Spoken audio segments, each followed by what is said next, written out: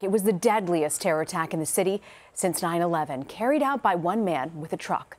8 people were killed and 12 other people were hurt after Soufan Group drove a rented Home Depot truck through a crowd on a downtown bike pathway used by thousands of people every day to walk, run, and bike.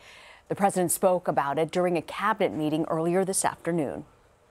The horrifying terrorist attack in New York City, just blocks away from the site of the World Trade Center. A man drove a truck into a pedestrian bike path and murdered 8 people and injured very, very seriously at least 11 more. All of America is praying and grieving for the families who lost their precious loved ones. Horrible act.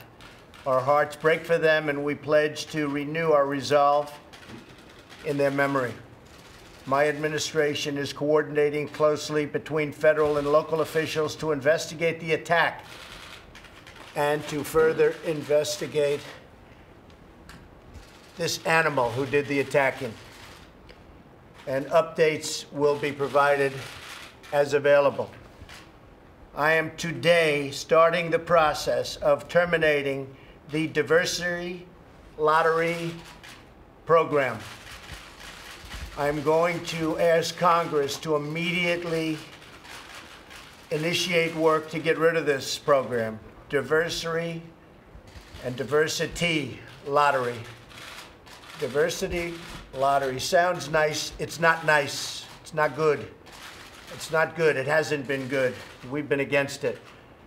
So we want to immediately work with Congress on the diversity lottery program, on terminating it, getting rid of it. We want a merit-based program where people come into our country based on merit. Well, the suspect in the attack, Soufan Group, came to the U.S. in 2010 on a green card from Uzbekistan, a former Soviet republic. He's lived in Florida, Ohio, and New Jersey. President Trump called Soufan an animal. Major Garrett asked the president what might happen to him next. Mr. President, do you want the assailant from New York sent to Gitmo? Mr. President? I would certainly consider that, yes. Are you considering that now, sir? I would certainly consider that. Send him to Gitmo. I would certainly consider that, yes. Well, the attack in Lower Manhattan occurred at the beginning of the afternoon rush hour, bringing chaos to one of the busiest areas in the city. Today, New York City Mayor Bill de Blasio said the spirit of the city would not be broken. This was an attack on the United States of America, an attack on New York City, an attack on our people. And it was the definition of terrorism, an effort to take away people's hope and spirit and to make them change. And what New Yorkers showed already is we will not change. We will not be cowed. We will not be thrown off by anything. And this cowardly act, targeting the most innocent people in the middle of the most innocent pursuits, was meant to make people feel they could not go about their daily lives. And what we saw last night, Governor Cuomo and I went to our annual Halloween parade. 1 million New Yorkers showed up for that event.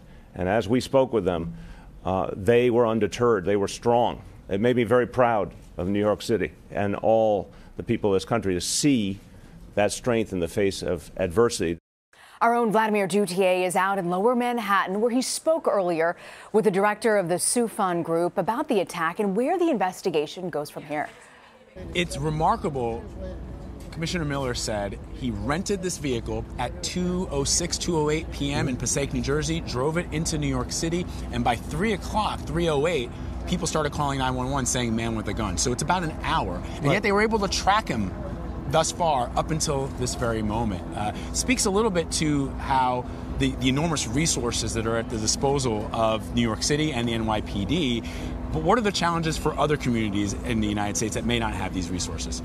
Well, other communities are going to have the FBI Joint Terrorism Task Force. The Joint Terrorism Task Force is a combination of federal, state, local law enforcement and intelligence agencies located in each of the 56 FBI field offices. The idea behind the Joint Terrorism Task Force is to bring local, state, federal all together in the same room to maximize everybody's investigative capabilities, because the feds, the FBI, has the national and the international reach.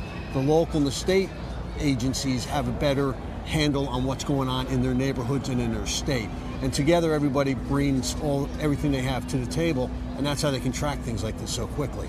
Every time these attacks happen, and sadly they're becoming all too familiar, but they've happened specifically, the really big one was the one in Nice where a truck was used, but we've seen it in Spain, we've seen it in the UK. We even saw it here in New York City a few months ago in Times Square. It wasn't a terrorist attack, but certainly there was information and to be gleaned, to learn from. What are they going to be thinking about after this? Because you can't prevent cars from coming into a city like New York. This, unfortunately, is the weaponization of everyday items, the weaponization of vehicles. We saw in London a weaponization of knives. And I've got to say, once the terrorists have to go back to those simple type of attacks, the intel community and law enforcement is winning because they don't have the big bang that the terrorists are looking for. Because you're right. One of the things we were talking about is he rented that vehicle, and within an hour he had committed this act. Sure. He wasn't able to put any bombs into it. He wasn't able to. I mean, it could have been worse if he had. Could have been much worse. He was not able to obtain weapons. He came out with a paint gun and a BB gun.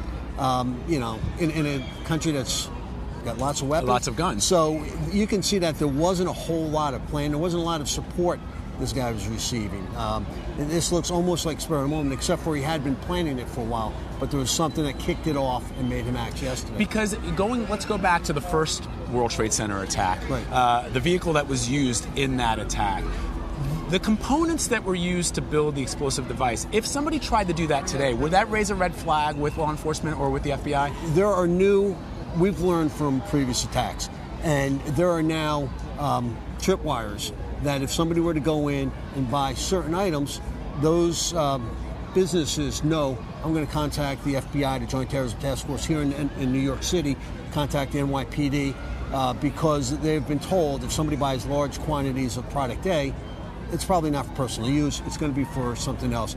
Let law enforcement know. Law enforcement can go out, they can interview the purchaser, they can do the deep dive, and at the end of the day, if it just turns out that, the person has it for legitimate reasons, then fine, right. He gets the product. But if not, that then can have stopped an attack or at least identified people who we need to know. So now what happens? We heard the police commissioner, we heard the governor, we heard the New York City Mayor Bill de Blasio saying that this is a joint investigation between the NYPD, between the FBI, and the NYPD's counterterrorism task force.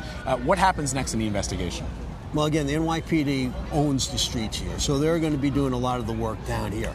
And the NYPD owns the city, so they'll have better reach into the city. But the New York Joint Terrorism Task Force is going to be working hand in hand with the NYPD, because the FBI Task Force, Joint Terrorism Task Force, will be able to reach out to Tampa, where he used to live, out to coordinate with our office in Newark. If he lived anywhere else with problems in Missouri and in Ohio, the FBI very quickly reaches out to our partners out there, can get whatever information is needed. We're reaching out internationally to Uzbekistan and to whatever. And that would still be under the purview of the FBI. If they find stuff on his computer and it ties him back to some radical group. Then the FBI has a conduit already set up where we can work with our partners overseas and our other Joint Terrorism Task Force offices here in the States to share information quickly, seamlessly, and without all the bureaucratic mess that sometimes follows investigations.